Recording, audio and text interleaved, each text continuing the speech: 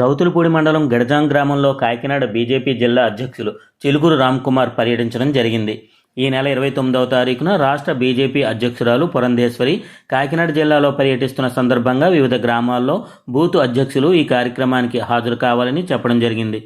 అనంతరం బీజేపీ ప్రభుత్వం రాష్ట్రాలకు చేస్తున్న సేవలను వివరిస్తూ రానున్న కాలంలో బీజేపీ ప్రభుత్వం ఆంధ్ర రాష్ట్రంలో ఖచ్చితంగా అధికారంలోకి రావడం జరుగుతుందని, మరో 4 నెలల్లో ఎన్నికలు సమీపిస్తున్న తరుణంలో పూర్తి స్థాయిలో బీజేపీ ప్రభుత్వం రాష్ట్రానికి అందిస్తున్న పథకాలను ప్రజల్లోకి బలంగా తీసుకువెళ్లడం జరుగుతుందని ఈ సందర్భంగా మాట్లాడడం జరిగింది. అనంతరం ప్రధానమంత్రి విశ్వకర్మ యోజన పత్రాలను గ్రామస్తులకు అందజేశారు. ఈ కార్యక్రమంలో బీజేపీ జిల్లా యువమోర్చా చెట్రా పాపారావు, ప్రత్తిపాడు నియోజకవర్గ బీజేపీ కన్వీనర్ గంటా బాలుధర, సోమిరెడ్డి, కుసిరాజు తదితరులు పాల్గొనడం జరిగింది. అలాగే శక్తి కేంద్ర అంటే ఒక 5 బూతులు కలిపి ఒక శక్తి కేంద్రంగా మేము భావిస్తాము. ఆ శక్తి కేంద్ర ఇన్ఛార్జెస్ కూడా ఆ రోజు 10 గంటలకి రావడం జరుగుతుంది. వారిని ఉద్దేశించి పురంధరేశ్వరి గారు మాట్లాడడం జరుగుతుంది.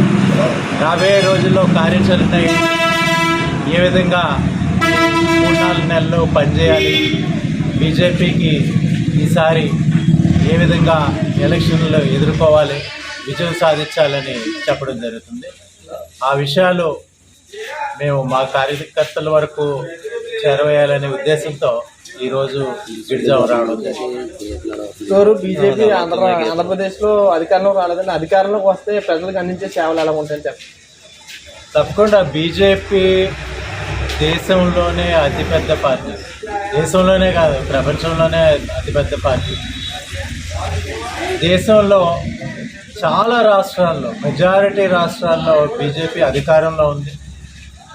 నిస్వార్థంగా అవినీతి లేకుండా పరిపాలన అందించే పార్టీ బీజేపీ. బీజేపీ అందరికీ చెందిన పార్టీ, ఇదేదో ఒక కులానికో కుటుంబానికో చెందిన పార్టీ కాదు. సో అందరికీ సమన్యాయం జరిగే విధంగా సబ్కే సాత్ సబ్కే వికాస్ అనే నినాదంతో ప్రతి ఒక్కరికి కూడా ఈ సంక్షేమ కార్యక్రమాలు అందే విధంగా, అలాగే అభివృద్ధి ఎక్కడా కూడా పక్కన పెట్టకుండా ఒక పక్క అభివృద్ధి కార్యక్రమాలు చేస్తూ, ఒక పక్క సంక్షేమ కార్యక్రమాలు అందిస్తూ ప్రజలకి సేవ చేసే ఉద్దేశంలో బీజేపీ ఉంది. తప్పకుండా ఈ రాష్ట్రంలో కూడా మేము విజయం సాధిస్తాం.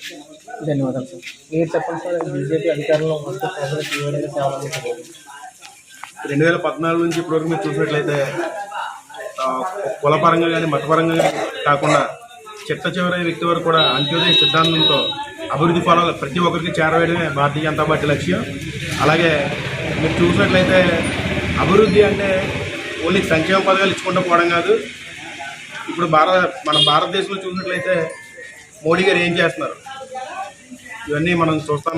ఆ నేషనల్ హైవేలు అయితే ఉన్నాయి, తర్వాత ఐఐటి కాలేజీలు అయితే ఉన్నాయి, అలాగే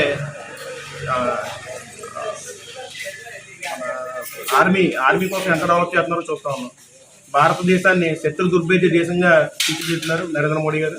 దీన్ని ప్రజలందరూ గమనించాలని కోరుకుంటూ, అంటే రాష్ట్ర ప్రభుత్వం కేంద్ర ప్రభుత్వం ఇచ్చే నిధులన్నింటినీ దుర్వినియోగం చేస్తుందని అంటున్నారు. దీనిపై మీ స్పందన ఏంటి? ఖచ్చితంగా అవుతుంది కదా. మేము గతంలో కూడా రాష్ట్ర పార్టీ ఆదేశాల మేరకు, పురంధరేశ్వరి ఆదేశాల మేరకు పంచాయతీకి ఏవైతే నిధులు ఇస్తున్నారో, సెంట్రల్ గవర్నమెంట్ పంచాయతీకి ఏవైతే నిధులు ఇస్తున్నారో ఆ నిధులన్నీ కూడా పక్కదారి పట్టించేసి ఈరోజు కనీసం బల్బు వేయడానికి కూడా పంచాయతీలో డబ్బులు లేకుండా చేసిన ప్రభుత్వం ఈ వైఎస్ఆర్సీపీ ప్రభుత్వం. దాన్ని మేము గతంలోనే ఎండగట్టాం. అలాగే ఇంకా భవిష్యత్తులో కూడా ఈ వైఎస్ఆర్సీపీ ప్రభుత్వం ఏదైతే చేసిందో, ఏదైతే చాలా పథకాలు పేదవాడికి అందనీయకుండా చేసిందో ఇవన్నీ కూడా మేము ప్రజల్లో తీసుకెళ్తాం. బీజేపీ అధికారంలోకి వస్తే ఏ విధంగా సేవలు అందించుకోవచ్చు? బీజేపీ అధికారంలోకి వస్తే అభివృద్ధి అన్నది, ఇప్పుడు మన గ్రామీణ ప్రాంతాల్లో రోడ్లు కూడా సరిగ్గా ఉండలేదు, కానీ బీజేపీ ఉన్న గవర్నమెంట్లో హైవేలు కానీ అన్ని సుస్థిరత అభివృద్ధి జరుగుతుంది. గ్రామీణ ప్రాంతాల్లో రోడ్లు కానీ, అలాగే నిరుద్యోగులకి ప్రతిదీ స్కామ్లో అయిపోవడం, అలాగే నిరుద్యోగులు జాబ్లు చేస్తలేదు. కానీ నరేంద్ర గవర్నమెంట్ వచ్చిందంటే గ్యారంటీ మన సెంట్రల్లో బీజేపీలో ఉన్న గవర్నమెంట్ ఆల్రెడీ చాలా స్టేట్లో ఉంది, 19 స్టేట్లో ఉంది. ఈ స్టేట్లో నిరుద్యోగులకి జాబ్లు అంటూ లభిస్తున్నాయి. కానీ మన ఏపీలో ఇప్పుడు డిఎస్సి ఉంది.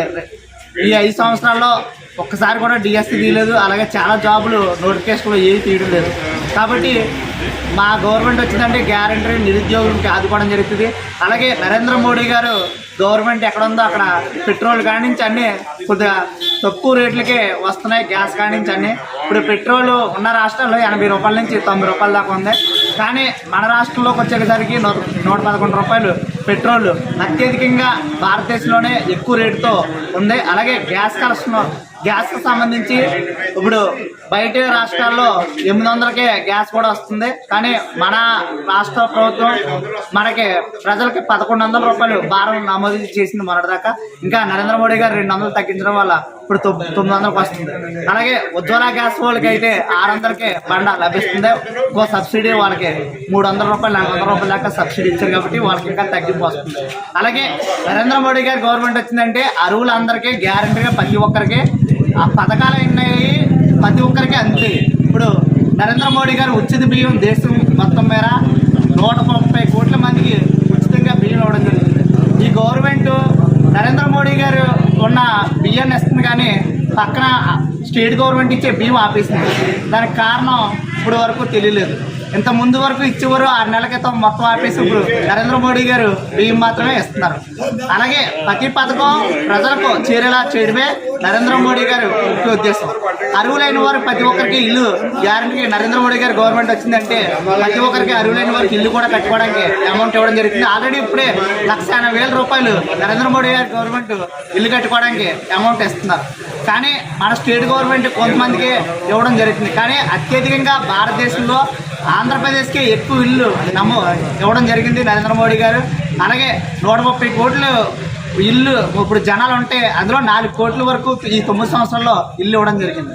ఆంధ్రప్రదేశ్కి అత్యధికంగా ఇల్లు